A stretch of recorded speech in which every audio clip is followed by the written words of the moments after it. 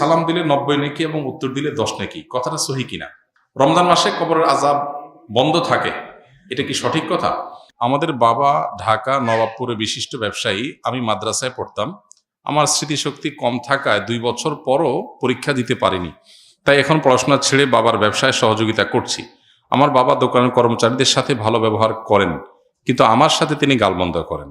আমাকে ইঙ্গিত করে কষ্ট দিয়ে কথা বলেন, যার ফলে আমার দোকানের কর্মচারীগণ হাসাহাসি করেন। এতে আমি কষ্ট পাই। এক্ষেত্রে আমার বাবার উদ্দেশ্যে কিছু বলুন। প্রথম কথা হলো যে, বাবা যদি কর্মচারীদেরকে কিছু না বলে সন্তানকে কিছু বলে, তাহলে ধরে নিতে হবে যে সন্তান আপন হওয়ার কারণে তার সংশোধনের জন্য নিজস্ব লোক হিসাবে বলে।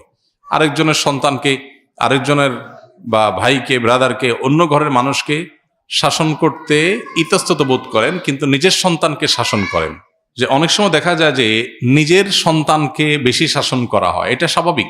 যিনি প্রশ্ন করেছেন তাকে বলতে চাই, আপনার বাবা আপনাকে একটু বেশি শাসন করেন, দোকানের অন্য কর্মচারীদেরকে শাসন করেন না। এটা আপনি ঘরের লোক হওয়ার কারণে।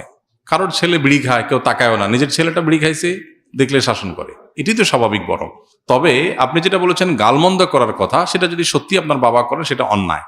অনেক বাবা আছেন যারা সন্তানদেরকে শাসনের নামে গালমন্দ করেন, মুখ খারাপ করেন, রূঢ় আচরণ করেন, এবং তারা মনে করেন তারা বাবা, তারা মা, তারা যা খুশি তা করবেন। জি না, এত সহজ না। আল্লাহ সুবহানাহু ওয়া তাআলার কাছে আমরা সবাই মুকাল্লাফ, আল্লাহর কাছে আমরা সবাই বান্দা, গোলাম। সো সন্তানের সাথেও আমার আচরণটা সুন্দর হতে হবে। আপনি সন্তানের সাথে যাচ্ছে তা আচরণ করতে পারেন না, শাসনটাও শিখতে হবে। এই যে ভালো প্যারেন্টিং, ভালো অভিভাবকত্ব, এই বিষয়টার সাথে একজন মানুষের ইবাদতের সম্পর্ক সুনিবিড়। অভিভাবক হয়েছেন দেখে সন্তানকে যা খুশি বলে তা বলতে পারেন না। পাশাপাশি বাবাদের, মায়েদের এটাও খেয়াল করা দরকার যে নিজের সন্তানকে শাসন বেশি করবেন সেটা যেমন সত্য, আপনার আচরণ, ভালো আচরণ পাওয়ার হকদার অন্য লোকের চাইতে আপনার পরিবারের লোক আরো বেশি, সেটাও সত্য। অতএব এখানে ব্যালেন্স করার একটা ব্যাপার আছে, যেটা সন্তান হিসাবে বাবার এটাকে পজিটিভলি নেওয়া যতক্ষণ পর্যন্ত শরীরে ভায়োলেশন না হয়। আবার বাবা হিসাবে শাসন করার পাশাপাশি সোহাগ, স্নেহ অন্য যে কারোর চাইতে আপনার সন্তানকে আপনার বেশি করতে হবে, কারণ সবচাইতে কাছের রক্তের সম্পর্কে আত্মীয় সে। এই জন্য বাবাদেরও সেটা খেয়াল করতে হবে, যেটা অনেক সময় আমরা করি না। উভয়কে আল্লাহকে ভয় করে চলতে হবে। রমজান মাসে কবরের আযাব বন্ধ থাকে, এটা কি সঠিক কথা? এটা বহুল প্রচলিত একটি ভুল কথা। আমাদের সমাজে ব্যাপকভাবে প্রচলিত আছে, রমজান মাসে কেউ যদি মারা যায় তাহলে তার আর কবরের আযাব হয় না। আল্লাহ তাআলা আমাদের সবাইকে কবরের আযাব থেকে হেফাজতে রাখুন। কবরের আযাব থেকে বাঁচার জন্য হাদিস সম্মত কিছু আমল আছে। যেমন সূরা মুলক রাতে তেলাওয়াত করলে কবরের ফিতনা থেকে আল্লাহ তাআলা রক্ষা করে। পুরো রাতের ভিতরে কেউ সূরা মুলক পড়ে, নিয়মিত অভ্যাস আছে, মাঝে মধ্যে ছুটতেই পারে। এই আমলটা যদি কেউ করে নিয়মিত, ইনশাআল্লাহ আল্লাহ তাআলা তাকে কবরের ফিতনা থেকে রক্ষা করবেন, হাদিসে সাব্যস্ত আছে। নাম্বার 2, নবী করিম সাল্লাল্লাহু আলাইহি ওয়াসাল্লাম শেষ বৈঠকে আত্তাহিয়াতু এবং দুরুদের পর দোয়া মাসুরার যখন পড়ি আমরা, তখন তিনি 4টা বিষয় থেকে পানা চাইতেন। এটা দোয়া মাসুরার জায়গাতে আল্লাহুম্মা ইন্নী যালামতু নাফসি পড়েন, পাশাপাশি এটা অথবা কখনো এটার বদলে এটা আপনি পড়তে পারেন। দোয়াটা হলো আল্লাহুম্মা ইন্নী আউযু বিকা মিন আযাবি জাহান্নাম ওয়া মিন আযাবিল কবর ওয়া আউযু বিকা মিন ফিতনাতিল মাহইয়া ওয়াল মামাত ওয়া আউযু বিকা মিন শাররি ফিতনাতিল মাসিহিদ দাজ্জাল। এই যে এখানে জাহান্নাম থেকে এবং কবরের আযাব থেকে পানা চাওয়া হয়েছে। অতএব শেষ বৈঠকে আল্লাহর কাছে দোয়া করেন। আর বিশেষ করে কবরের আযাব যেসব বিষয়ে হয়, যেমন চগলখুরি করে বেড়ানো, পেশাব থেকে ভালো করে পবিত্র না হওয়া, এগুলো কবরের আযাবের সুনির্দিষ্ট কারণ হাদিসে এগুলোকে চিহ্নিত করা হয়েছে। অতএব এগুলোর উপর সতর্ক থাকা, এগুলো থেকে বেঁচে থাকার চেষ্টা করা। ইনশাআল্লাহ এই প্রক্রিয়ার মধ্য দিয়ে আমরা কবরের আযাব থেকে আল্লাহর কাছে পানা চাইতে পারি। বাকি রমজান মাসে মারা গেলেই কবরের আযাব অটোমেটিক বন্ধ এমন না। কেউ যদি খারাপ মানুষ, ফাসিক মানুষ, ওই অবস্থায় তার মৃত্যু হয় রমজানে, তাহলে তার আযাব হতে পারে। কেউ যদি নেককার হয়ে অন্য কোনো মাসেও মারা যায়, তবে কবরের আযাব নাও হতে পারে। কবরের আযাব হওয়া না হওয়ার সাথে রমজানের সম্পর্ক নেই, সম্পর্ক হলো কিসের? আমলের। কবরের আযাব না হওয়ার বন্দোবস্ত দুনিয়া থেকে আপনি করে গেলেন কিনা, এটার সাথে সম্পর্ক। সালাম দিলে 90 নেকি এবং উত্তর দিলে 10 নেকি, কথাটা সহি কিনা? এটাও বহুল প্রচলিত একটি গায়রে সহি কথা। সালাম দিলে 90 নেকি, সালামের উত্তর দিলে 10 নেকি, এরকম এইভাবে কোনো হাদিসে বিশুদ্ধভাবে সাব্যস্ত হয়নি।